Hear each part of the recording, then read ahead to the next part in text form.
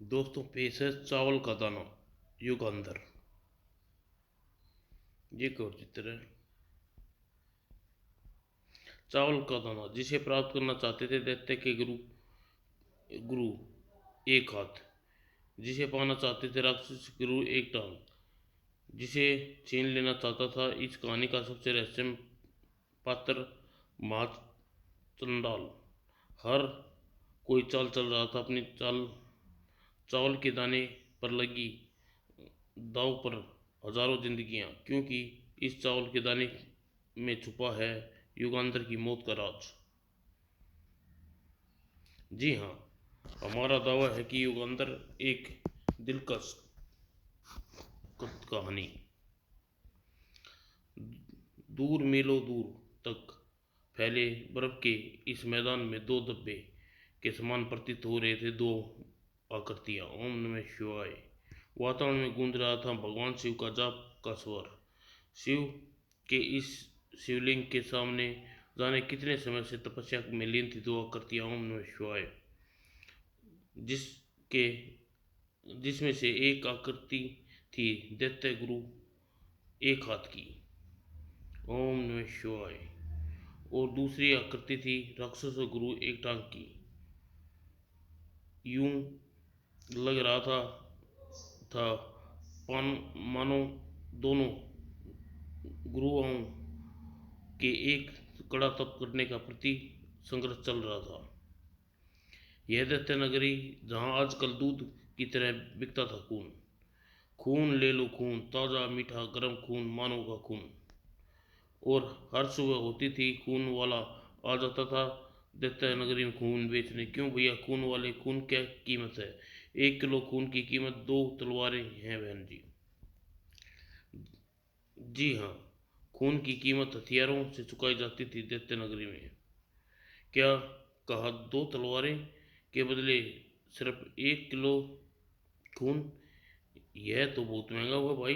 अरे बहन जी, यह खून मानव का शुद्ध खून है, इसमें कोई बकरी का खून नहीं मिलाया हुआ। ठीक है भाई, यह लो 2 तलवारें, 1 किलो खून दे दो। अभी लो बहन जी। और दैत्य नगरी में खून की लस्सी की तरह पिया जाता था।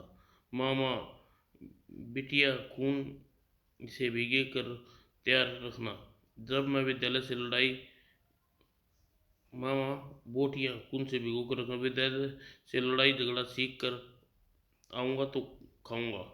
हाँ बेटे क्यों नहीं, तब तक तो मैं तेरे लिए मानव का मांस भी पकाने के पकौड़े भी तैयार कर दूंगी। खून के बदले हर सांप खून वाला ले जाता था हथियारों का जखीरा। हाँ हाँ, जिस दिन इनके दैत्य पतियों को पता लगेगा कि पत्नियां इनके हथियारों को बेच बेच कर इनके बदले में खून पी गई हैं तो अपना माथा पीट लेंगे। और बेटा जल्दी बड़ा हो जा, हम दोनों अपने दुश्मनों को खूब खूब हत्याएं करेंगे। उड़दैत्य नगरी में खून दूध की तरह बिकता, यहाँ बिकती थी खोपड़ियाँ। खोपड़ी ले लो खोपड़ी, बच्चे बूढ़े जवान औरतों की मर्द की हर तरह की मानो खोपड़ियाँ बड़े ही चाव से खरीदी जाती थी खोपड़ियाँ। खोपड़ी वाले भैया, एक खोपड़ी कितने की है? अपने पति के 2 जोड़ी पुराने जूते दे दो बहन, काफी रहेंगे। खोपड़ी के लालच में राक्षस पत्नियां फटे पुराने जूते खुशी खुशी से निकाल लाती थी। 2 नहीं 4 जोड़ी ले लो, घर में पड़े पड़े बदबू मार रहे हैं। राक्षसों द्वारा बड़े चाव से खाई जाती थी खोपड़ियाँ। अरे यह किसकी खोपड़ी है और लाई है तू नाश्ते में? देखो जी, यह छोटी खोपड़ी तो रायगढ़ के राजा के बचपन की है, बड़ी वाली जवानी की। खोपड़ी के बदले जूता में ठेला मार कर ले जाता था खोपड़ी धारी। जब राक्षस पति जानेंगे कि हम खोपड़ियों की कीमत फटे पुराने जूते क्यों लेते हैं तो अपनी अपनी पत्नियों का गला काट देंगे। हा हा हा। और इधर यह क्या करने लगे थे एकाक गुरु एक टांग? आज महादेव कैलाश पर पर्वत की ऊंचाइयों से खींच लाएगी मेरी साधना। और दहकते अंगारे से भरली बाल्टी उसने अंगारे पानी के समान उड़ेल डाली अपने जिस्म पर। हर हर महादेव। और देखते अंगारे से स्पर्श पाते हैं जिस्म में फफोले, मोटे मोटे फफोले। और उस फफोलों उस पर पत्थर दिल इंसान ने उस तक नहीं की। और बाल्टी अपने अंगारे उड़ेल दिए। हर हर महादेव। और गुरु एक हाथ भी कम न थे। तेल खोल उठा है, बस अब मेरी साधना का अंतिम चरण पूरा है। और गर्मा गर्म तेल भर लिया कमंडल। और उसने अपने बदन पर पानी के समान डालने लगा उबलते तेल को। और दर्द का नामो निशान तक माथे पर ना चेहरे पर। एक आग ये अंगारे से नहा रहा था, हर हर महादेव। और दूसरा नहा रहा था खोलते तेल में। किसी को यह तपस्या का इतना घनघोर महातप था वह। उधर कहीं गूंज रही थी किसी के ठाके, हा हा हम हमारी चाल कामयाब रही। अब देखना कि मैं राक्षस नगरी के दैत्य नहीं, नगरी के सम्राट बनने वाला हूँ। और खून बेचने वाले खून खाना ने कह कई बुलंद थे हो उठे। सच कह रही हो भाई, माचन डाल देते हैं। औरतों की चटोरी जुबान, हमारे द्वारा बेचा गया खून। ऐसा लगा कि उन्होंने खून की कीमत के रूप में अपने पतियों के सारे हथियार मुझे दे दिए। और भाई राक्षस नगरी में जाते हैं पूरी मूर्ख समझती है। मैं खोपड़ी की कीमत के रूप में उनसे फटे पुराने जूते मांग ला रहा हूँ। और मसालेदार खोपड़ी का जायका लेने के चक्कर में फटे पुराने नहीं, अपने राक्षस पतियों के नए जूते भी दे डाले। अब उन्हें पता चलेगा जूते हथियाने के पीछे हमारा मकसद क्या है। उनके पाँव के तले से जमीन खिसक जाएगी।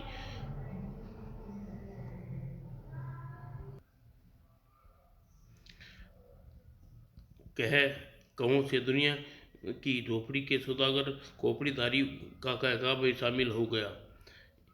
इस अस्थि पंजर के हो गए हैं दो गुरुओं के जिस्म, नहाते ही जा रहे हैं वह तपते अंगारों से, गर्म तेल से। हर हर महादेव। और तभी धमाका हुआ और पानी उनके जिस्म में हीरे हीरे से चमक आ गई। जय भोलेनाथ। और एकाक दवादब उपस्थित थे। देव के देव वहाँ उपस्थित थे, जिसके हाथ में से फूटी रेशम रोशनियाँ वहाँ बदन में और भले चंगी हो गई। आपने हमें दर्शन देकर हमारा जीवन सफल हो गया। महा प्रणाम महादेव। उठो बस, हम जानते हैं तुम उत्सुक हो कि तुम दोनों ने हमारी कितनी कठोर साधना क्यों की। दोनों की तप एक ही चीज के लिए किया है भगवान। हम जानना चाहते हैं युगांधर की मौत का राज। युगांधर की मौत? एक टांग और नेत्र में देखा जा रहा था एक धकधक का जवाब लूँ कि हाँ, युगांधर की मौत, क्योंकि उसी के कारण हमारे गुरु ने हमें पहले ही मौत का चोला ओढ़ा था। यदि वे जिंदा रहते तो हमें उसके और भी शिक्षा मिलती। कैसे? महादेव ने एक शब्द अंगारों से तपने चले गए उनके लिए। हाँ देव, अल्स में उन्हें उस तुच्छ मानव युगांधर के लिए मृत्यु को गले लगा लिया, जिसे हमें शक्ति में बड़ा और न ज्ञान में। दोनों की बातें सुनकर महादेव को शांत स्वर में बोले, हम तुम्हारी सारी बातें समझ गए। और हम सृष्टि करती है कि सृष्टि के विनाशक नहीं, इसलिए हम उसकी मौत का राज अपनी जुबान पर नहीं खोल सकते। उसे तुम्हें स्वयं जानना होगा। कैसे? जवाब में फैला दिए महादेव ने। उस पर चमक रहा था एक चावल का दाना। और उछल पड़े दोनों। यह क्या मजाक है देव? भला एक चावल का दाना कैसे किसी की मृत्यु का राज खोल सकता है?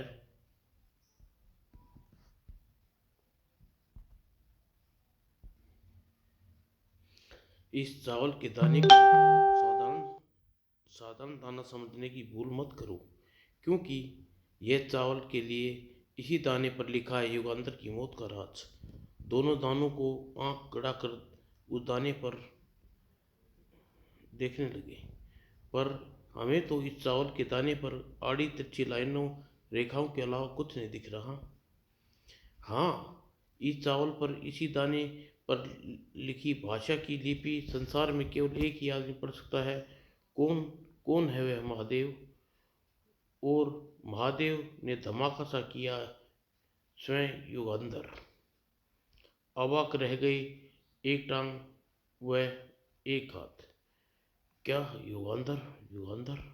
हाँ, तीनों लोकों में सिर्फ युगंधर ही इस चावल के दाने पर लिखी अपनी मौत के राज को पढ़ सकता है। वो इस कारण कि युगांतर मैं सम मैं समझाया है कि तुम्हारे गुरु की उम्र का ज्ञान सब हम युगांतर मैं युगांतर मैं समझाया तुम्हारे गुरु की उम्र व ज्ञान। अब हम चलते हैं। दोनों के चेहरे पर सवालों के तूफान। युगांतर की मौत का राज युगांतर पढ़ सकता है, लेकिन वह पट्ठा अपनी मौत का राज हमें क्यों पढ़कर सुनाएगा? उसे पढ़ना ही होगा। मेरे शिष्य दैत्यकार भविष्य युगांतर का इतना मजबूर कर देगा कि युगांतर स्वयं चावल के दाने पर लिखे शब्द पढ़कर सुनाएगा। चावल का दाना को लेकर चलते हुए दोनों चलने लगे। दैत्य गुरु और एक हाथ। अंगारे बरसाने लगी उनकी एक टांग की नजरें। ठहरो एक हाथ, जाते कहाँ हो? तुम्हारे कहने पर मैं आकर तुम्हारे साथ कठोर तप किया। इस चावल के दाने पर मेरा भी उतना ही हक जितना तेरा। हक की बात छोड़ो एक टांग। तुम अगर मुझसे इस चावल के दाने पर भीख मांगते हो तो नहीं मिलेगी। द्रुत गति से घूमी एक टांग की बैसाखी। भीख वो मांगते हैं एक हाथ जिसके अपनी शक्ति पर भरोसा नहीं होता। आज तुमने मैं चावल का दाना भी लूंगा और तुम्हें पराजित भी करूंगा। बैसाखी हवा में एक हाथ के इकलौते बैसाखी लगी एक हाथ के इकलौते हाथ पर और उछल का चावल का दाना और जमीन पर जा गिरा चावल का दाना। चावल का दाना गुरु उस पर टूट पड़े। दोनों गुरु उस पर। यह दाना सिर्फ मेरी ही लेकर जाऊंगा, मैं ही लेकर जाऊंगा। एक टांग मेरे शिष्य भयानक भयंकर उसे युगांतर से पढ़वा उसकी मौत का राज जानेगा। मौत तो उसकी होगी एक हाथ, और तेरे शिष्य भयंकर के हाथों नहीं मेरे हाथों। अतः मैं आतंक के हाथों। और एक टांग बौखला गया और एक हाथ का कमंडल घुमा। एक टांग हम दोनों एक दूसरे पर अपनी अलौकिक शक्ति का वार नहीं कर सकते, क्योंकि हम एक गुरु के शिष्य हैं और गुरु भाई भी हैं। इसलिए हमारी शक्ति आपस में एक दूसरे पर व्यर्थ है। किंतु यह शक्ति बंधन सिर्फ उन अलौकिक शक्तियों पर लागू होता है जहाँ गुरु जी से पाई अपनी शारीरिक शक्ति से पर नहीं। कमंडल की दूसरी चोट झेली एक टांग की बैसाखी पर, और दोनों गुरु आपस में लड़ रहे थे। चावल के दाने के पास रेंगा एक हाथ और वह दाना उठाकर दूसरे दाने पर रख दिए। उस हाथ ने वापस चल पड़ा और एक खून के प्यासे दोनों गुरु उस समय एकाक चौके जब उनकी नजर चावल के दाने पर पड़ी। अरे यह क्या? एक एक टांग, तुमने हमें महादेव ने एक चावल का दाना दिया था, अब यह दो पड़ी हैं। यह कैसे हो गया? जरा देखो एक टांग। मुझे लगता है इन चावल पर लिखी भाषा को हम पढ़ सकते हैं। और अपने अपने चावल के दाने पर पड़ा दोनों ने उनके माथों पीटने लगी। याद रखो बेवकूफो, दो बिल्लियों जब रोटी के लिए लड़ रही थी तो मोर्चे बांदर मार ले जाता है। ओह, हमारा चावल का दाना कोई उठा कर ले गया और हम मूर्ख लड़ते रहे। एकाक दोनों दूसरे को दोष कसकर छोड़े एकाक को दोष देने की कसर नहीं छोड़ी। यह तेरे कारण हुआ है, नहीं तेरे कारण हुआ है। और अतंत में चल पड़े विपरीत दिशाओं में। याद रखना एक टंग, मैं चावल के दाने को चोर का पता लगा अवश्य लगा लूंगा, और अगर वह चोर तेरा ही कोई आदमी निकला तो राक्षस नगरी में हर राक्षस के साथ साथ तेरी लाश भी गिरेगी। धोखे धोखे की खून तेरे रगों में दौड़ता होगा एक हाथ। और यही शब्द अपने लिए मेरी तरफ से समझ ले। और पापूपुर जहाँ आज मनाया जा रहा था हर्षोल्लास गणेश चतुर्थी के पावन पर्व पर गणपति बप्पा मौर्य अगले वर्ष तू जल्दी आ।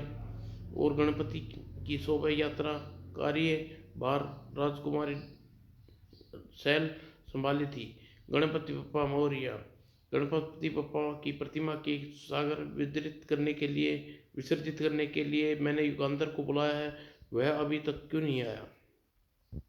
ढोल मंजीरों के साथ गणपति देवा का जुलूस नाचते गाते बढ़ रहा था। भक्तजनों का टोला, देवा ओ देवा गणपति देवा, तुझसे बढ़कर कौन, ओ स्वामी तुमसे बढ़कर कौन, और तुम्हारे भक्तजनों में इस हमसे बढ़कर कौन, और हमसे बढ़कर कौन। भक्ति भाव में डूबा भक्तजनों का टोला सागर तट पर पहुंचा। तभी सबकी आंखें के झिलमिलाकर उठी उठी हैरत हैरत के सितारे नहीं नहीं उफ। और मंजर ही कुछ ऐसा खौफनाक हो गया था। चित्कार उठी, बड़े बड़े दिल वाला इंसान भी दहल उठे, और सारे के सारे हा हा हा हा हा, खून खाना खाना के रहते तुम ऐसे ही विसर्जन कर पाओगे गणपति बप्पा का। अब देखना खून खाना तुम्हारे रक्त से गणपति को पहले प्यार से नहलाएगा, फिर तुम सबकी खोपड़ियाँ काट कर सागर में विसर्जित करेगा, तभी जाकर होगा गणपति बप्पा का विसर्जन। भागो लुटेरा, खून खाना आ गया। सैनिकों आगे बढ़ो, और बहुत दिनों से ये दुष्ट चंडाल की तलाश थी, आज हमारे सामने है आ गया यह गणपति बप्पा। पहले अब इसकी अर्थी इसी सागर में विसर्जित करेंगे। उप यह शैतान आज आ गया हमारे सिर काटने। और फिर दोनों भिड़े पड़े, मारो। आह, हथियारों के सामने सीना तान कर खड़ा था खून खाना। हा हा हा, जिसके सीने में फौलाद के बने होते हैं वह दूसरे के हथियारों को कोई असर नहीं होता। और प्रलय ढाती चली गई उसकी तलवार। हा हा, तुम्हारे कंधों पर रखे हुए सर मुझे जरा भी अच्छे नहीं लगते। भगदड़ मच गई। वह नरसंहार देखकर इतना भयानक राक्षस पहले कभी नहीं देखा हमने। खून खाना की तलवार फिर सरसराई। हा हा, भागने से काम नहीं चलने वाला, भागना ही है तो पहले अपने सिर मुझे देते जाओ। खून खाना कई सिरों को अपने तलवारों में पिरो लिया, और गणपति बप्पा की प्रतिमा की ओर बढ़ चला। हा गणपति बप्पा, इन खून से सनी खोपड़ियों से रक्त से नहलाऊंगा। इस पर रणचंडी की दहाड़ से उठी सैल। नहीं शैतान नहीं, मेरे जिंदा रहते तो गणपति बप्पा की प्रतिमा को अपवित्र नहीं कर सकता। और सैल का भाला, उसकी तलवार छूट गई। उफ। और सैल का सवर धधकताते हुए अंगारे की तपीस। मेरी तलवार तुझे नरक की सीढ़ियाँ पर चढ़ा देगी खून खाना। नरक की सीढ़ी चढ़ूंगा, अरी अरी जा। तू मुझे नरक की सीढ़ी क्या चढ़ाएगी, मैंने अभी अपने घर की सीढ़ी तक नहीं चढ़ी। ही। और सैल की तलवार को पकड़ लिया मुट्ठी में शैतान ने। बहुत तेज चलती है न तेरी जुबान, अब देख मुझ में कितनी शक्ति है। और एक घुघरा सैल के सिर पर पड़ा, और सैल आधा जिस्म जमीन में धंस गया। अब तू देख किस तरह गणपति बप्पा को उठाकर खून से नहलाऊंगा, फिर सागर में विसर्जित करूंगा। दोस्त तुम्हें यह पाप महंगा पड़ेगा। शैतान के हाथ उछाल दी गणपति की प्रतिमा। हा हा हा, मेरी तलवार से कटे हुए लोगों के खून का तालाब बना होगा, उसमें जाकर गिरेगी तेरी प्रतिमा। प्रतिमा मगर प्रतिमा गिरी खून से भरे तालाब में, उससे पहले चार हाथ ने थाम लिया और इन चार हाथों के मालिक गणपति की आयोजित किया गया। गूंज उठा सारा क्षेत्र, गणपति बप्पा मोरिया। युगांधर उठाओ अपनी तलवार और काट डालो इसका शीश। शैतान का भगवान का इसका इतना अपमान करने वाले हाथ, अगर अंजलि भर पाँव पानी भी पी ले युगांधर के रहते आत्महत्या कर लेगा युगांधर। मगर आज आप अचानक यहाँ, हमारी बातें बाद में होती रहेंगी, मगर देखो सैल का सिर काटने जा रहा है और सचमुच सैल की जान खतरे में थी। तेरे हिमावती ने गणपति बाबा को अपवित्र होने से बचा लिया, पर अब तुझे नहीं बचा पाएंगे। जय गणपति बाबा। और चल चल चुकी थी तलवार, उड़ने वाली थी अगले पल कोमल सैल की गर्दन, मगर हवा में सनसनाती तलवार सैल की जमीनी पर उसे कुछ नीचे धस गई। गणपति बप्पा। और यह चमत्कार गणपति बप्पा का नाम जिसके सैल के पर जाप कर रही थी, इससे पहले असफलता तनिक भी न घबराया खून खराबा। हाँ सचमुच तेरे गणपति बापा का चमत्कार ने तुझे बचा लिया, मगर इस बार कोई चमत्कार नहीं बचा पाएगा, क्योंकि अब की बार मेरी तलवार तेरे सिर में ऐसे घुसेगी जैसे खरबूजे में चाकू घुसता है। अचानक ही अन्य तलवार आग लड़ी, फानूस बनकर जिसकी हिफाजत हवा करे, वो क्षमा क्या बूझे जिसे रोशन खुदा करे। वाह वाह, जवाब नहीं तेरी युगांधर, अच्छा हुआ तू भी आ गया। अब यहाँ तुम दोनों की लाशें एक साथ गिरेंगी। और दूर उछाल फेंका, अब केवल एक लाश गिरेगी और वह सब तेरी होगी खून खराबा। और युगांधर ने तलवार उसके बाल भी बांका हुआ। हस्त युगांधर की बाहें घाव बनाती चली गई। खून खराबा की तलवारें, आह आह, इसकी तलवार में मौत भरी हुई है, दूसरों की तलवारें नहीं मारा करती। और पलट कर वार किया युगांधर ने। सचमुच तू दूसरों की तलवारों से नहीं मर सकता खून खराबा। लेकिन युगांधर खून खराबा की तलवार झपट ली, लेकिन तेरी मौत सिर्फ एक ही तलवार कर लिखी है और वो है स्वयं तेरी तलवार। आहा, युगांधर की ने शक्तिशाली प्रहार खून खराबा को यमलोक का रास्ता दिखा दिया। और तब सैल धरती से निकली और पश्चात युगांधर एक एक हाथ और एक टांग ने संपूर्ण श्रद्धा के साथ गणपति को सागर में विसर्जित किया। गणपति बप्पा मौर्य। और तत्पश्चात अब बताइए, आप दोनों पुरुषों के चरण कमल एक साथ यहाँ कैसे पड़े? मुझे अपनी दिव्य दृष्टि से ज्ञात हो गया है तुम्हारा खून खराबा का युद्ध होने वाला है, इसलिए यहाँ आ गए। खून खराबा, तुम्हें मार कर हम तुम्हें तुम्हारी मौत का अधिकार से वंचित न कर दे, यही कारण था मुझे भी यहाँ खींच लाया, क्योंकि मैं तुम्हारी मौत का राज पा चुका हूँ और कहीं और नहीं चाहते तुम किसी के हाथों मरो। क्या कहा मेरी मौत एक चावल के दाने पे लिखी है? हा हा हा हा, अफसोस वह चावल का तीसरा कोई चुरा ले गया है। हम तुम्हें सावधान करने आए हैं, क्योंकि उस दाने पर लिखी लिपि सिर्फ तुम ही पढ़ सकते हो। अच्छा विदा। राक्षस नगरी का नया उत्तरकाशी राक्षस राज का आतंक। अल्लाह लोरी दूध की कटोरी, दूध में तमाशा। और आतंक के दिमाग में जन्म लिया कोई पर्दा हिला दिया। बचपन से आज तक वह गुड्डो गुड़िया से खेलता रहा था। पंडित जी, इस गुड़िया का ब्याह करवा दो। योग्य महाराज। और मंत्रोच्चारण के बाद अग्नि के इर्द गिर्द फेर लगाने लगाने का आतंक। उप, अब की बार यह कैसा राजा मिला है हमें। 2000 मट्टी की गुड़ियाँ एक साथ विवाह करवा चुका हूँ।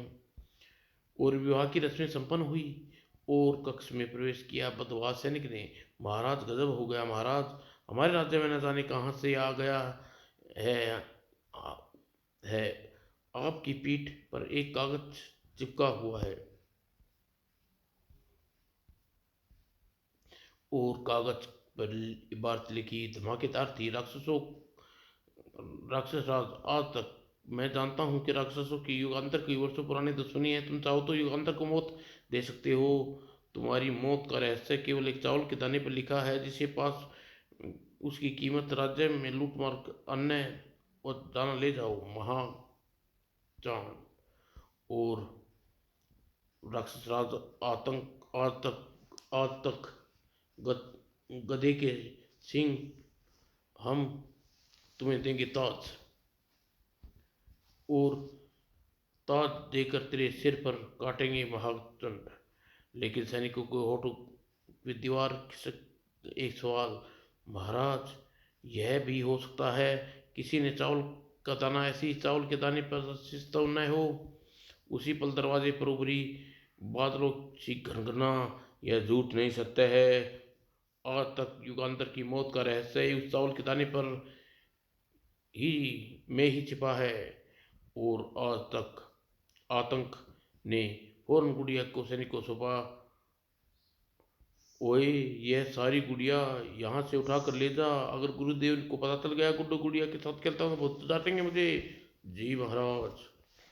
और गुरुदेव अगर यह सच है तो देखना आपका शिष्य आज आतंक कैसे उस महाचंडाल से चावल का दाना ले आएगा और उसे मौत भी देगा। सेनापति अपने सैनिकों को तैयार रखो। कल हम महाकाल महाचंडाल की लाश उठाएगी।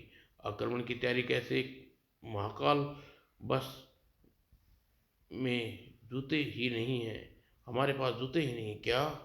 हाँ महाराज, हम आज ये पता चला कि जिन जूतों को पहनकर हम युद्ध लड़ते थे उन जूतों की हमारी पत्नियों ने बेच दिए, बदले में खोपड़ियाँ खरीद कर खा ली हैं। ओह, पिछले कुछ दिनों से हमारे जूते भी नहीं मिल रहे। महल की दासियाँ ही उन्हें बेच कर खा गई। खैर जो हो, महाचंडाल से युद्ध करने के लिए हम अवश्य जाएंगे, चाहे नंगे पांव सही। और दैत्यराज की राजा भयानक के सामने खड़े गधे पर संदेश दे रहा था। महाकाल चावल के दाने के बदले तुम्हें हमारा राज मुकुट जरूर मिलेगा और उसे पहनने के लिए तुम्हारे कंधे पर सिर नहीं रहने देंगे। इधर महाकाल चीख चित्रा उठा कक्ष को न करना। नहीं खोपड़ीदारी नहीं, खून खराबा की जिंदगी का चिराग बुझने वाले हाथ को काट देगा महाकाल। महाचंडाल खोपड़ीदारी के चेहरे पर भी मातम वीरानगी थी। काश एक बार मुझे पता चल जाए कि कौन खून खराबा ने खून अपने हाथों से रगने वाला है तो उसे पाताल तक नहीं छोड़ूंगा मैं।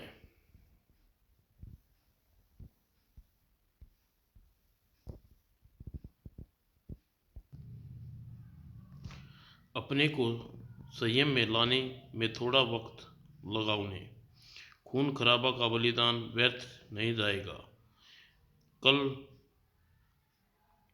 इस चावल के दाने के बदले राक्षस नगरी के दैत्य नगरी का राजमुकुट मिलने वाले हैं। यानी कल हम दोनों नगरों के शासक होंगे। एक सांस दहल उठी खोपड़ी का दिल। मगर भैया महाचंडाल, यह भी हो सकता है कि चावल का दाना हथियाने के लिए वह दोनों आक्रमण कर दें। मैं जानता हूँ खोपड़धारी, ऐसा ही होगा। वह इस आक्रमण अवश्य करेंगे और इसी दिन के लिए मैंने तुम्हें खून और खाना दोनों नगरी में खून व खोपड़ी बेचने भेजा था। क्या रहस्य छुपा है महाचंडाल का इन बातों में। उधर युगांतर चिंता मगन था। एका हाथ एक टांग ने तप करके चावल का दाना प्राप्त कर लिया जिस पर मेरी मौत का रहस्य लिखा है। इससे पहले वह दाना उनके हाथ में लगे उसे नष्ट कर देना चाहिए। और इसके लिए तुम्हें एक यज्ञ करना होगा सैल, जिससे तुम चावल के दाने का आह्वान करोगी। मैं आज ही शुरू यज्ञ कर देती हूँ। और कुछ देर बाद पापुर में हो रहा था चावल आह्वान यज्ञ।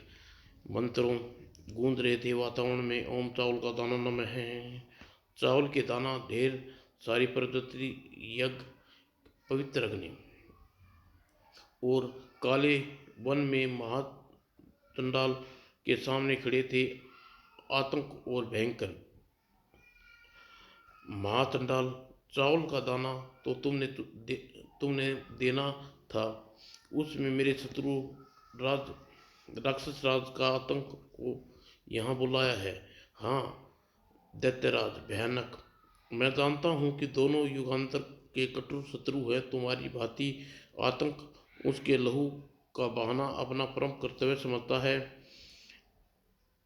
अब तुम दोनों में से जो चावल के दाने में सबसे ऊंची बोली लगाया उसे पाएगा।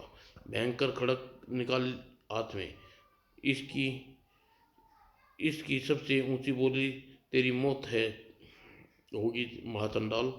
साथ में घूमी भयंकर खड़ग और टकराई महाचंडाल से। आह त्राट, यह क्या। महाचंडाल के टुकड़े करने की जगह खुद ही टूट गई, बिखर गई खड़ग। और मेरे यह मेरी खोपड़ मट्टी कैसे हो गई। वो यह क्या, मेरी खड़ग मट्टी की कैसे बन गई।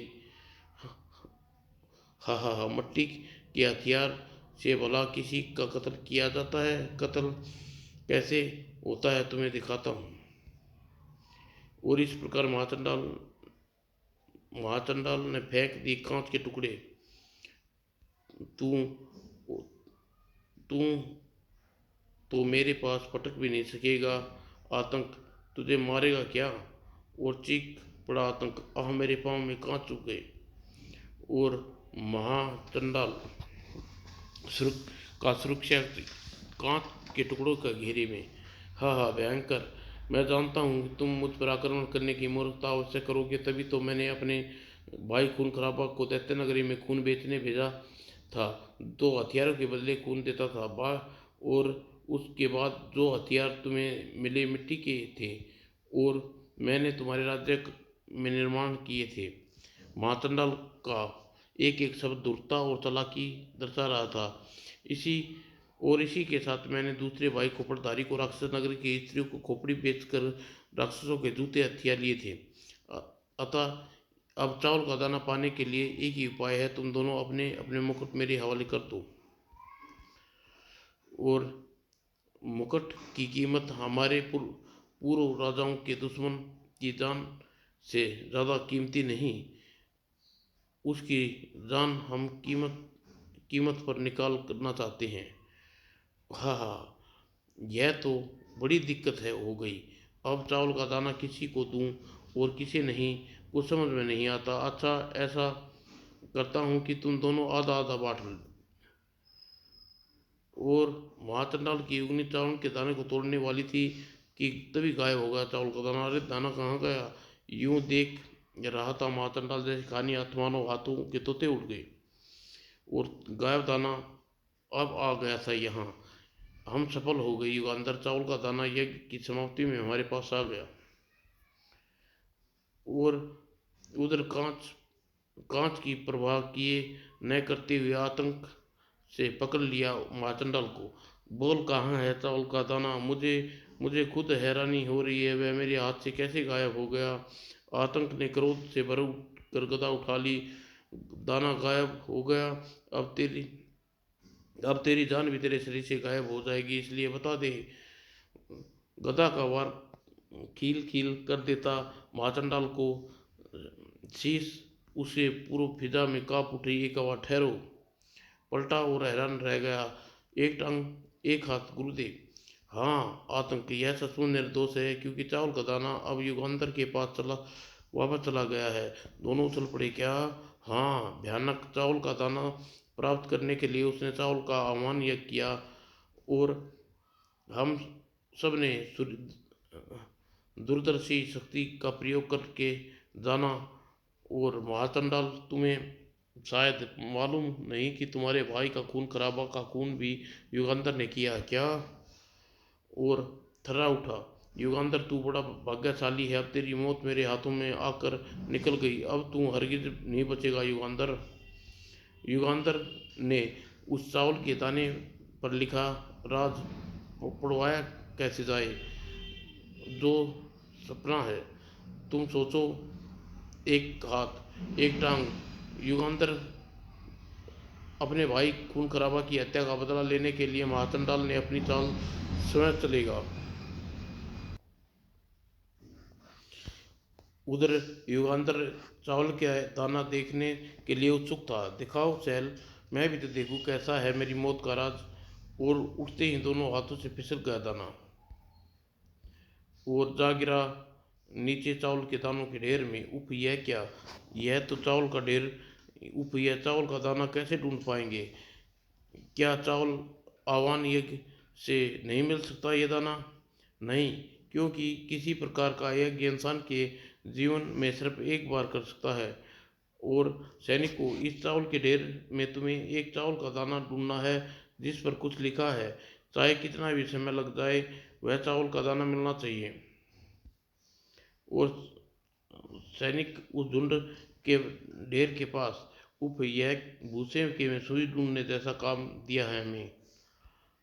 और उधर राक्षस राज खेल रहा था अपना मनपसंद खेल। बहुत दिनों के मैंने विवाह का खेल नहीं खेला, आज खेलूंगा।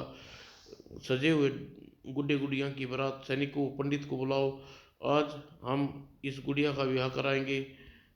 आज पंडित जी नहीं, तुम्हारा विवाह हम कराएंगे आज तक। अरे बाप रे गुरुदेव, आज जमकर डांट पिलेगी। मगर इस वक्त वे हैरान रह गए जब डांट के बदले और कुछ सुनने को मिला। तुम विवाह जरूर करोगे, इस मिट्टी की गुड़िया से नहीं, बल्कि जीती जागती राजकुमारी से। कन्या कन्या होगी यति देश की राजकुमारी और युगांतर की मुंह बोली बहन चारू। पर गुरुदेव, कन्या चारू भला मुझसे बदसूरत राक्षस से विवाह करने को क्यों राजी होगी? शायद तुम अपने पिता का वरदान भूल गए हो। उन्होंने सारी मात मात पितृभक्ति से प्रसन्न होकर दिया था। हाँ मुझे याद है गुरुदेव, उन्होंने कहा था कि मैं जिस स्त्री के पास विवाह का संदेश भेजूंगा वह कभी ना करेगी। तो फिर समझ लो उस वरदान का प्रयोग कर लेने का समय आ गया है।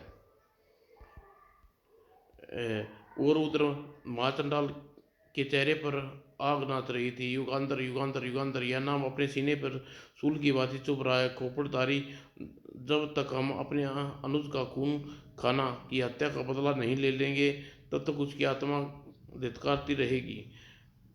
हमें एक चावल का दाना प्राप्त करना होगा, खोपड़धारी, जिस पर लिखा है युगांतर की मौत का राज। लेकिन भैया, वह चावल का दाना चावलों के ढेर में जा मिला है, अब हमें कैसे ढूंढ पाएंगे? उस काम में चुग्गा हमारी मदद करेगा। वाह भैया वाह, अति उत्तम उपाय। चुग्गा अपनी पैनी दृष्टि से मुझे भूसे से सुई निकाल लेता है, वह अवश्य ही यह काम कर लेगा। वो इधर युगांतर के चेहरे पर उड़ रही थी हैरत। गुबार उठता जा रहा है। नहीं, सैल सैल ने नींबू से खबर जैसे सुनाई थी। क्या कह रही है चारू? सैल कल चारू से विवाह कर रहा है? हाँ युगांतर, मुझे अभी संदेश मिला है कि वह चाहती है कि उसकी डोली पापपुर से आए। किंतु अचानक बिना किसी पूर्व सूचना कितना बड़ा निर्णय कैसे ले लिया उसने? और उसके विवाह किससे हो रहा है, यह तो उसने मुझे नहीं बताया। युगांतर, अब मुझे बारात लाने पर पता चलेगा। अगले दिन पूरा पापपुर सजा हुआ था किसी दुल्हन की भांति, और किसी अप्सरा की भांति लग रही थी दुल्हन के वेश में सजी चारू। चारू अब तो बता दे बहना, कौन है तेरा सपनों का राजकुमार? अभी नहीं दीदी, राज तो अपने बारात आने पर ही पता लग जाएगा। युगांधर भी असंतोष था। महाराज, क्या आपको अपने होने वाले वर को चारू को कुछ बताया? वह बहुत ही जिद्दी है। लाख पूछने पर भी उसने कुछ बताने से इनकार किया है। दिमाग हथौड़े की तरह बज रहे थे सवाल। चारू का पति कौन है? किससे विवाह कर रही है चारू? और आचार्य का पटाखा दत्तनगर में फूटा। आई आतंक की शादी का निमंत्रण पत्र। यह यह शांति देश की राजकुमारी चारू से विवाह हो रहा है, और चारू युगांतर की मुंह बोली बहन है।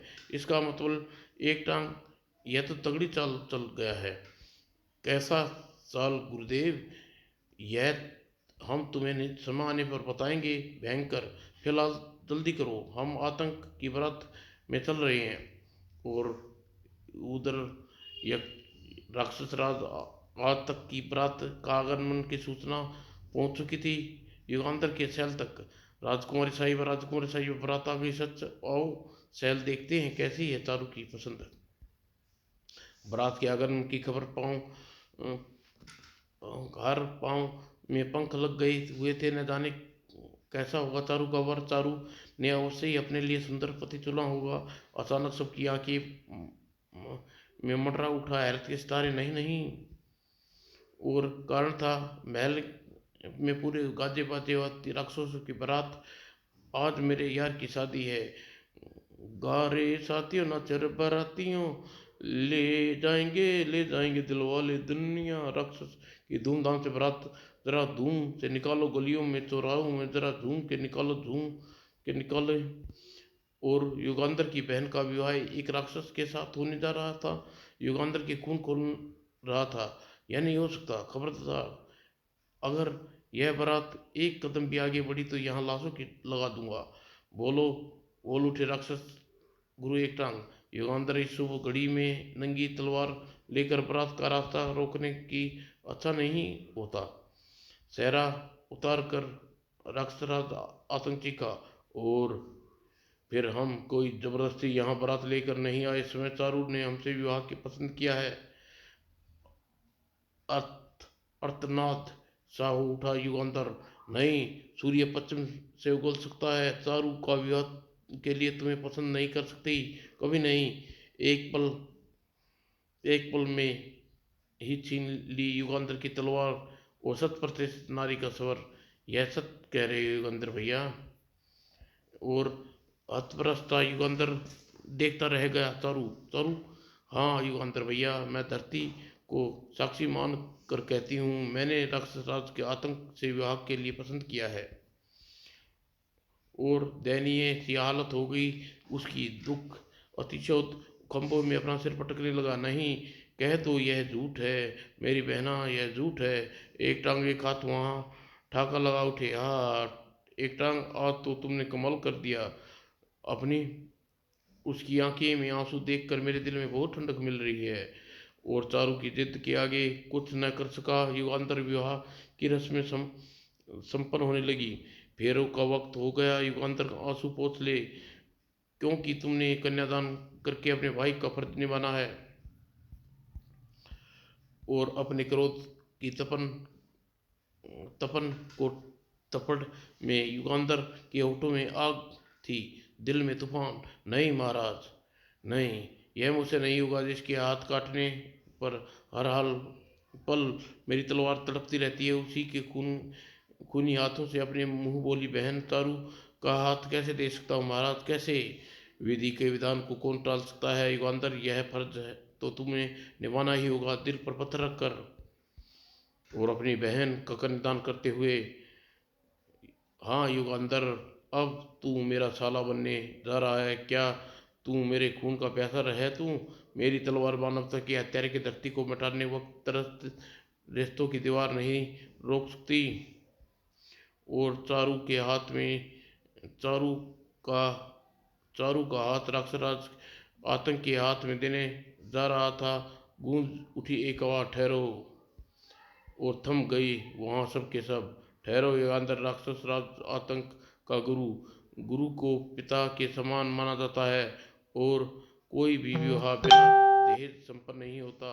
हाँ, दहेज यानी कन्या के वधू के पक्ष में द्वारा उपहार दी जाने वाली वस्तु, जिसे हर वधु जीवन में सुचारू रूप से चल सके। हम तुम दहेज क्या दे रहे हो? और पापुर नरेश बड़े आगे। गुरु एक टांग अपने यह कैसे सोच लिया कि हम अपनी बेटी को बिना दहेज दिए विदाव कर रहे हैं? जरा जाकर देखिए, महल के बाहर हजारों हाथी, 3,000 असो, 5,000 बैल, 10,000 ऊंट और हीरे जवाहरात से भरे 100 गाड़ियां तैयार खड़ी हैं चारू के दहेज में। हमें वह सब नहीं चाहिए पापपुर नरेश। क्या? हाँ दानव, हाँ राजन, धन दौलत हमारे लिए व्यर्थ है। हमें दहेज में केवल चावल का एक दाना चाहिए। गुरुदेव एक टांग की मांग सुनकर चकरा गए। वहां उपस्थित हर व्यक्ति, क्या चावल का एक दाना? और क्रोध से बिखर उठी सैल। नहीं, चावल का एक दाना तुम्हें नहीं मिलेगा। एक टांग, विवाह से लेकर दहेज तक तुम्हारी सारी चाल अब मेरी समझ में आ गई। यदि ऐसी बात है तो फिर यह विवाह भी नहीं होगा। ठहरो गुरु एक टांग, मेरी बहन की बारात वापस नहीं जाएगी। आपको दहेज में एक दाना मिलेगा। और युगांतर, वह चावल का दाना तुम्हारी मौत मांग रहा है। तो क्या हुआ? सैल बहन की खातिर मरने वाला कोला पहला भाई थोड़ी होऊंगा। चल पड़ा युगांतर चावल का एक दाना लाने। और उधर पापुर के शासन में अभी चावलों का दाने को खंगालने में जुटे हुए थे। हर चावल का ध्यान से देखो, वह चावल का मिलना चाहिए। और उसी पल ही चावल के दाने ढूंढने की चिंता मत करो बछड़ो, चुग्गा में वह चावल का एक दाना पलक झपकते ही ढूंढ निकालेगा। और धधक उठी सैनिकों के रेशम। और अगर कुछ करना है तो अपनी जान की फिक्र करो, जो पल भर में चुग्गा लूटने वाला है। और चुग्गा आ बैठा चावल के दाने पर। हा हा, चावल का एक दाना ढूंढ निकालना चुग्गा चुग्गा जैसे सैनिकों यह महीने भर भी नहीं ढूंढ पाते। और युगांतर भी चिंता के भर में उलझा हुआ था। और उसी पल, कैसे दे पाऊंगा अपनी बहन के दहेज में? मुझे यकीन है वह सैनिक अब तक चावल का ढेर में वह एक चावल ढूंढ नहीं पाए होंगे। लेकिन अचानक ठिनक गया। उफ, यह क्या? सारे सैनिक मरे पड़े हैं और चावलों के ढेर पर यह पक्षी कैसे बैठा हुआ है? और अचानक ही चूगा खुशी से झूम उठा। ढूंढ लिया, मैंने चावल का एक वह दाना ढूंढ लिया।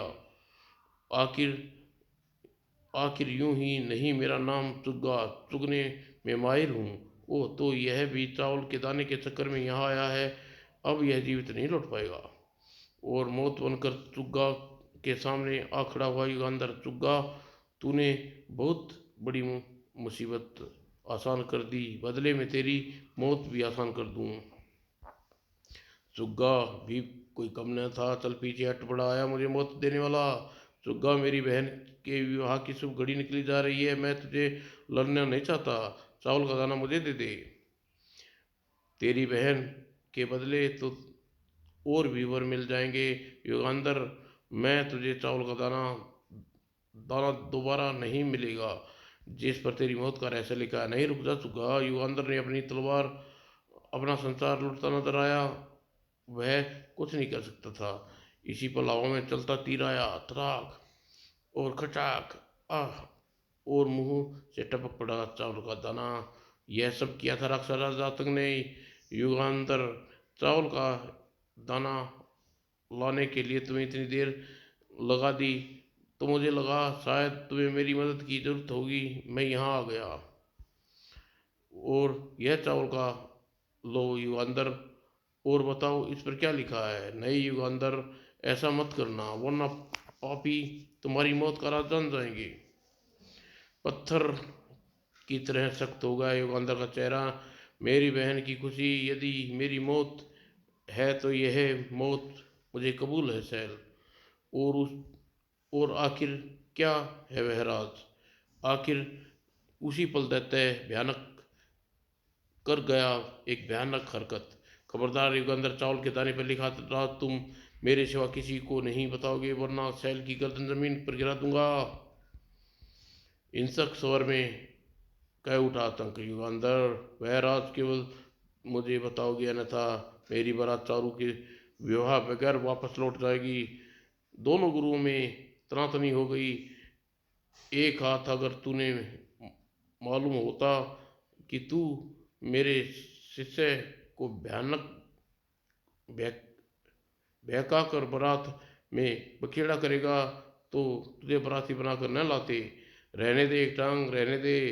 तू हमारी चाल शुरू से ही अभ्यास था। दहेज में तू एक चावल का दाना मांगेगी। हम चाहें तो दहेज में एक चावल का दाना मांग ले, गेहूं की बोरी।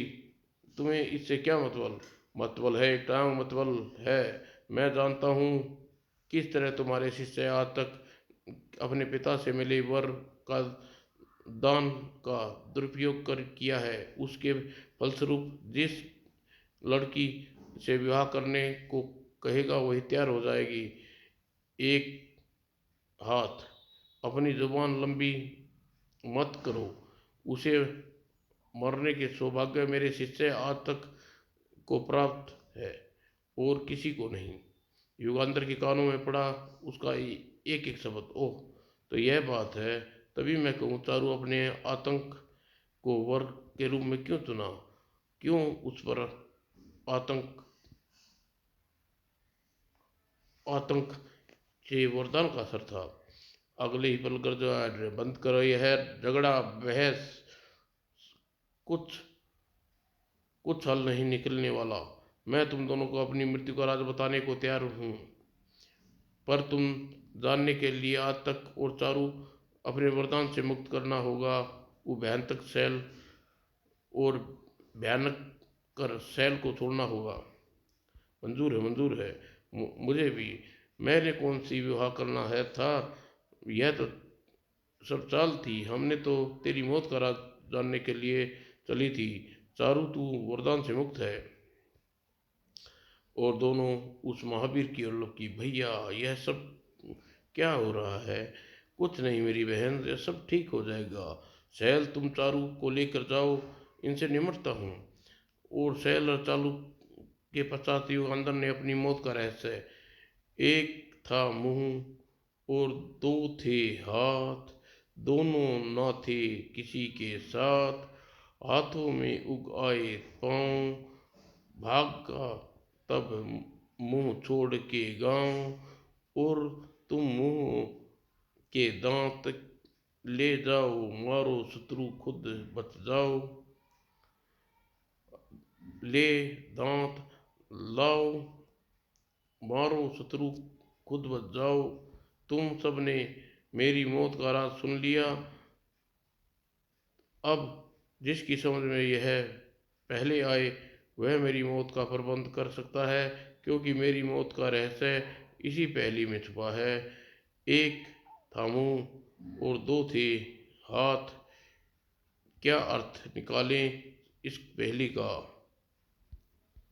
अचानक एक टांग ने हर्ष से चिकार निकाली। आओ आतंक, मैंने इस पहेली का अर्थ समझ लिया। अब युगंधर तो यहाँ खड़ा है। आप मुझे कहाँ ले जा रहे हैं? वहाँ जहाँ युगंधर की मौत के रास्ते निकलते हैं। गुरुदेव, वे तो जा रहे हैं, आप जरा दिमाग चलाइए, पहली का हल ढूंढ निकालिए। मौत का रहस्य बताइए मुझे। सब्र करो भयानक, इस समय थोड़ा सा समय लगेगा। हमें पहली का हल में फिर हम भी चलते हैं। और महाकाल ने सारी घटना की खबर दे रहा था खोपड़ीधारी। क्या कहा खोपड़ीधारी? युगांतर की मौत का रहस्य पहली में छिपा है। हाँ, और पहली इस प्रकार है थी। एक था मुंह, दो थे हाथ, दोनों ना थे किसी के साथ। दोनों के उग आए पांव, भागा मुंह जब छोड़कर गांव। तब तुम मुंह के दांत ले आओ, मारो शत्रु खुद बच जाओ। उछल पड़ा महाचंडाल खुशी से। अगर यह पहली है तो मैं समझ गया हल। सच, सच, हाँ सच। और युगांतर को हम अपने हाथों से मौत देकर खून खराबा की मौत का कीमत वसूल लेंगे। आओ, चलो मेरे साथ।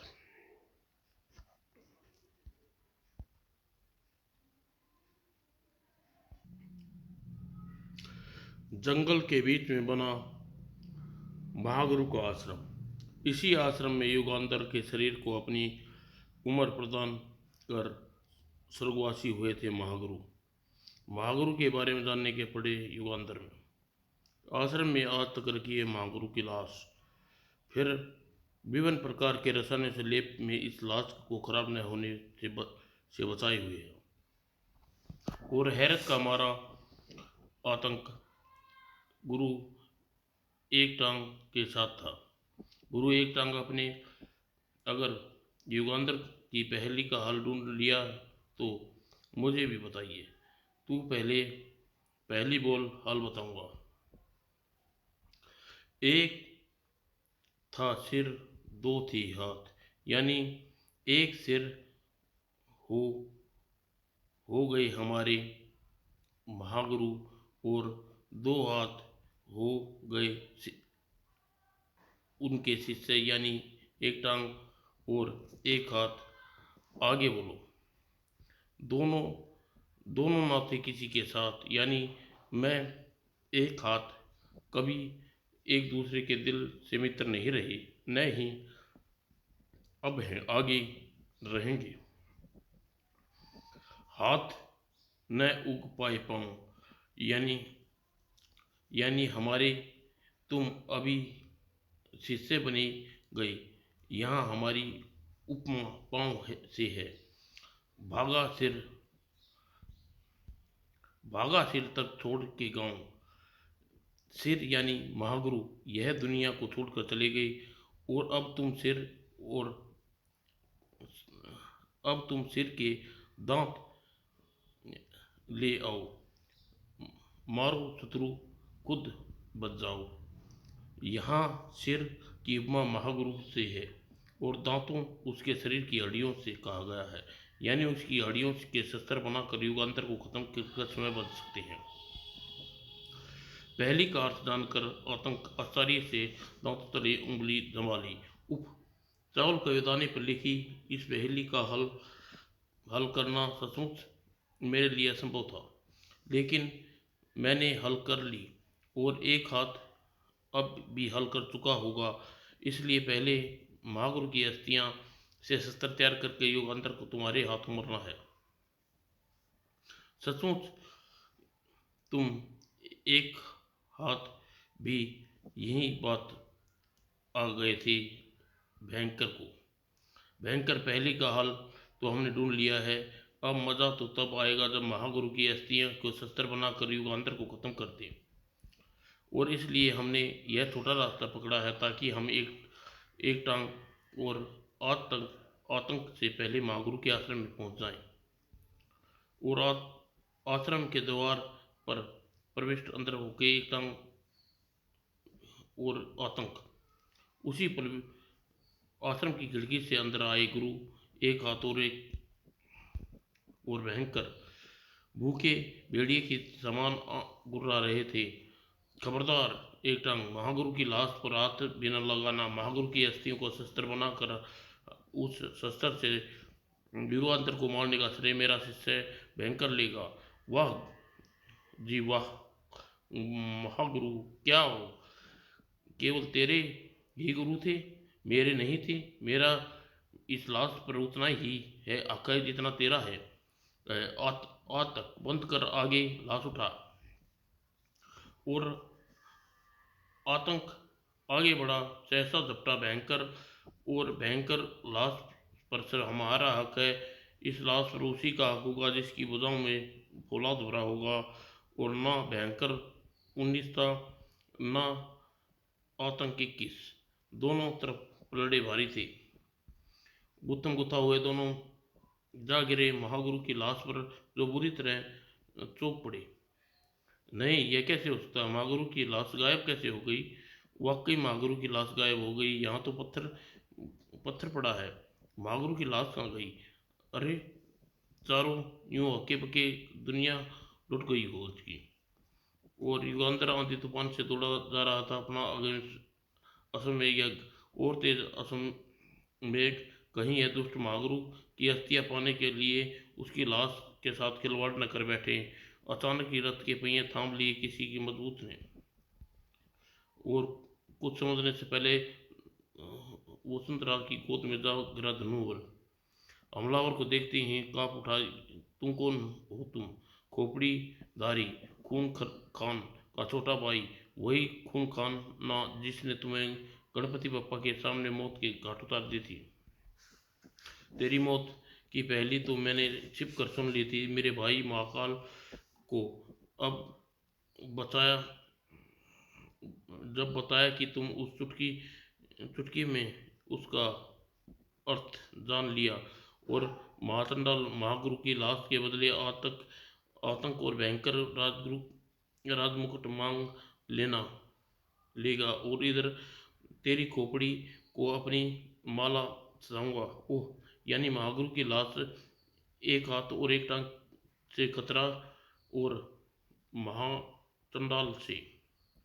ओह, असो मेरी तलवार फेंको। और असोमोग ने तलवार खींची और फिर सिर झटका दिया, और युगांतर लपका तलवार पर, मगर बीच में ही खोपड़ीदारी ने ठोकर जड़ दी। मुझे तेरी तलवार को नहीं, तेरी भुजाओं का जोहर देखना है युगांतर। सुलग उठा युगांतर के नेत्र पड़क उठी, बाद में धैर्यक उठे, शोले बन कर निकले शब्द। आ तो फिर आ खोपड़धारी, देख मेरी भुजाओं का जोहर, और भुजाओं मानवता के दुश्मनों को कैसे सफाया करती है। आ, और शैतान नियत का लबालब भरी हंसी, तेरी तेरा जोहर तेरी भुजाओं की खोपड़धारी इसी पेड़ की तरह काट डालेगा। और कटा हुआ पेड़ उठा लिया युगांतर ने। तेरी इरादों को तेरे खून के छींटे छींटे डालेगा युगांतर। और कटे हुए पेड़ को उठा दिया खोपड़धारी पर, दे सवाल मेरा वारा। आह, और फिर खोपड़धारी की भुजाओं युगांतर के कब्जे में। मेरी भुजाओं की ताकत का तुझे पता चलेगा। और उखाड़ दी उसकी दोनों भुजाएं। आज के बाद तू मेरी भुजाओं का जोहर देखने के लिए सपने में भी नहीं सोचेगा। और दूर से देख रहे थे जो आज जो जान सकता था चिता पर रखी लाश सिर्फ मागरू की थी। आओ आओ एक रंग, आओ देखो, मैंने दसियों कनस्तर देसी घी से इस चिता की लकड़ियों को तर कर दिया है, बस आग लगानी बाकी है। महाप्रचंड, हा हा हा, महाचंडाल ही था वह। ढूंढते ढूंढते ढूंढ लिया था उसने उन चारों को। एक टांग की गुराट उभरी। महाचंडाल उस चिता को आग देने से पहले चिता चिता से लिए भी लकड़ियां बीन कर घी से तर कर ले। मेरी चिता, हा हा, जानता हूँ इस वक्त तुम दोनों की चिता रखी माँ गुरु की लाश कितनी जरूरी है। एक टांग आगे बढ़ा। हाँ, वह लाश हमको चाहिए, हमको दे दे लाश। हा हा हा, महा गुरु एक टांग, आजकल तो किसी की जिंदगी मुफ्त में नहीं मिलती, तुम लाश मुफ्त में मांग रहे हो। फिर भेड़िए से गुर्राहट आतंक, क्या चाहिए तुम्हें महागुरु की लाश के बदले? मुझे चाहिए राक्षस नगरी का सिंहासन, चाहिए दैत्य नगरी का शासन। जल्दी बोलो, दे सकते हो या नहीं? और मुख से मिसाल, एक लाश के बदले तुम राक्षस नगरी का राजा बनना चाहते हो, और दैत्य नगरी पर हुक्म चलाओगे सिर्फ एक लाश के बदले। बच्चे कोई एरे गेरे की लाश नहीं है, तुम्हें गुरुओं के गुरु की लाश, और लाश की अस्थियां से जो शस्त्र तुम राक्षसों व दैत्यों के शासकों के दुश्मन, सबसे बड़े दुश्मन युगांधर का क्रियाक्रम करोगे चाहते हो, उस अपने को सब मालूम है। और एक टंग ने सलाह दी, आतंक, मुझे अपना राज मुकर दे दो। तुम अपना राज्य दाव पर लगा दो, भयंकर देखा जाएगा। और दोनों एक साथ अपने अपने मुकुट मार कदमों में फेंक दिए। ले, आज से तुम दोनों नगरियों के शहंशाह और राक्षस नगरी के राजा। और दोनों हाथों में मुकुट के कुंड पर ठाके बुलंद करने लगा। महाचंडाल, हा हा हा हा, एक साथ दो दो नगरों का राजा। और उसी पल बिजली की करुंदी तलवार, और वह था युगांधर। युगांधर की लाश अब महागुरु की लाश अब तुम में से कोई नहीं छू पाएगा, और दोनों मुकुट किसी के सिर पर नहीं सजेंगे। युगांधर, तुमने मेरे हाथ काट दिए, तुम्हें नहीं छोड़ूंगा। तेरे तो तेरे तो क्या, तेरे मंझले भाई खोपड़दारी के भी बुझाएं उखाड़ फेंक चुका हूँ। यह सुनकर आपे से बाहर हो गया महाचंडाल क्रोध से, नहीं, और कंधे से टक्कर मारी और गिरा, युगांधर पर चढ़ गया उठा महाकाल। युगांधर, तेरे लिए तो मेरे पाँव ही काफी हैं। और मौका देखकर आतंक झपटा लाश की तरफ। युगांधर का ध्यान महागुरु से महाचंडाल से लड़ने पर, यही अवसर महागर की लाश आने का, मगर उसका सोचना व्यर्थ निकला, क्योंकि अब सामने कोई और नहीं था। वह लाश सिर्फ मैं चिताते उठाऊंगा तुम्हें गुरु, गुरु एक हाथ के लिए नहीं, मैं अपने गुरु को दिया वचन पूरा करूंगा। युगांतर का अंत मेरे हाथों होगा। और दोनों भिड़ गए हथियार। मैंने अपने गुरु के सामने युगांतर की लाश डालने का वादा किया है। तेरा वादा अब पूरा होना है जब तू चिता तक पहुंचेगा, महागुरु की हड्डी को अस्त्र बना पाएगा। और उधर युगांतर महाचंडाल को उछाल फेंका।